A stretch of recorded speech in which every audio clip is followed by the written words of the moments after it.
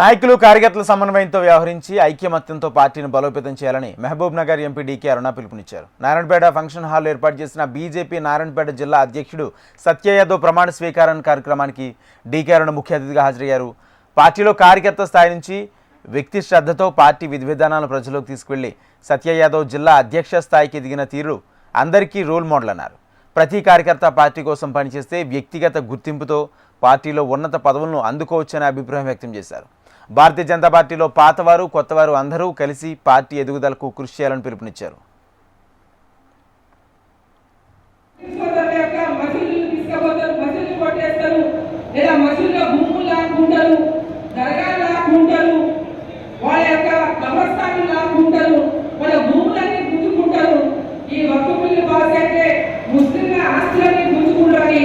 ఏదైతే అబద్ధ ప్రచారం చేసిందో అంటే అబద్ధ ప్రచారం చేసి ముస్లింల యొక్క భయాన్ని నింపిందో అది ఎలాంటి వాస్తవం లేదని చెప్పి ఆ సందర్భంగా మీకు నిజం తెలియజేస్తా ఉన్నాను.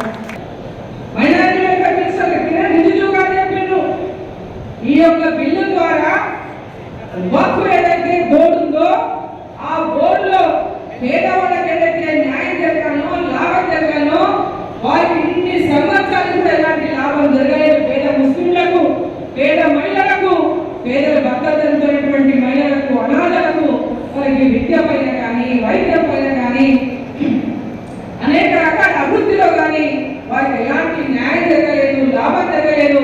కాబట్టి వారికి అందరికీ కూడా న్యాయం జరగాలంటే మరి వక్ఫ్ బోర్డులో అంటే వక్ఫ్ ఎవరైతే భూములు వాళ్ళు ఇచ్చిందో పేదల యొక్క చారిటీ కోసం వాళ్ళందరికీ యొక్క సేవ కోసం ఇచ్చిండ్రో అది వాళ్ళ సేవ కోసమే ఉపయోగించేటటువంటి లక్ష్యంతో ఈరోజు వక్ఫ్ బిల్లుని పార్లమెంట్ లో మరి పాస్ అయినటువంటి